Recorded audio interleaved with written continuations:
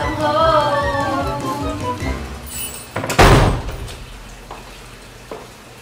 Bakit ba mabaho?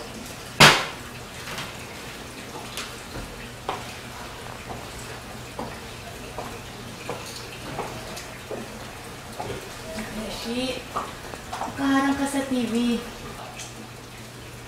Gutom na ako. Luto ka naman, Beshi, ng dinner. Alam mo, kanina ka pa eh. Tumayo ka nga dyan. Bakit? Ganda mo rin eh. I know, right, Beshi? Ikaw naman talaga. Sasabihin mo lang na maganda ako, pinatay mo pa ako. Huwag mo akong mabeshi-beshi! Aray! Para yan sa TV, hindi mo pinahinga! Ay! Bakit ba, Beshi? Para yan sa toothpaste at pabango ko na inubos mo! At ito. Ay! Ay! Para yan sa panty ko at toothbrush ko na hindi mo pinatawan! Beshi, sabi ko, tumabi ka muna dyan. Ang ganda ng eksena na to eh. Sayang, nag-break na yung dalawang bida. Anong binti ko kaya yung i-break?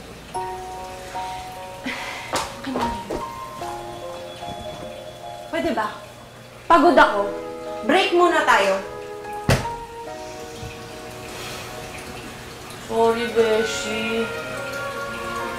Dinadaan ko lang kasi sa panonood ng TV ang araw ko eh. May problema kasi ako. Ano na naman yung problema mo? Expired na ang alumi ko. Pasalok naman. Please, Beshi.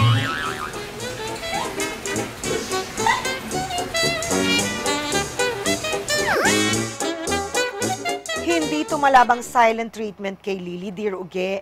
Kaya iniba ko na naman ang atake ko. Ang init, no? Grabe. Ha?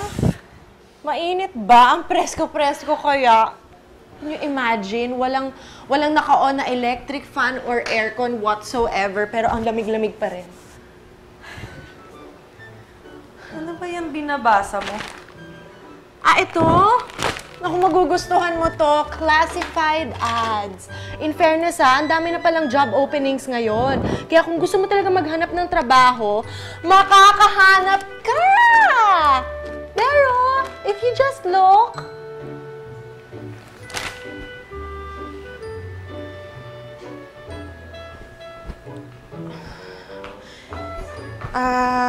Lily? Medyo masakit kasi yung ulo ko ngayon eh. Hindi ako makakalabas. Pwedeng ikaw na lang muna lumabas para magbayad ng bill natin sa kuryente at tubig. Oh, sige, Beshi. Sureness. Good! Ito kasi, ito yung pambayad. Tapos gusto ko lang ipakita sa'yo. Ito yung this month. Waka mo. Ito yung last month. As you can see, parang tumaas. Mga times 3. Times 3 eh. Oo nga, Beshi!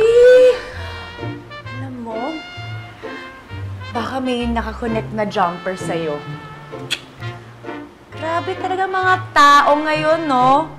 Mga hudas, not pay. Walang jumper, Lily. Sure ako doon. Wala ka na bang ibang naiisip na dahilan kung bakit tumataas yung kuryente natin?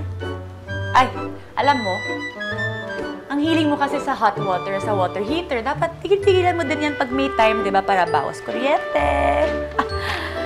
Ay, sige na, gugora na ako, ha. Pwede pang bayad sa taxi naman kasi ang init talaga sa labas, eh. Tapos, yung load, papasa naman ulit. Love you, Beshi. Sandali! Di ba humingi ka ng pera? Kakalimutin.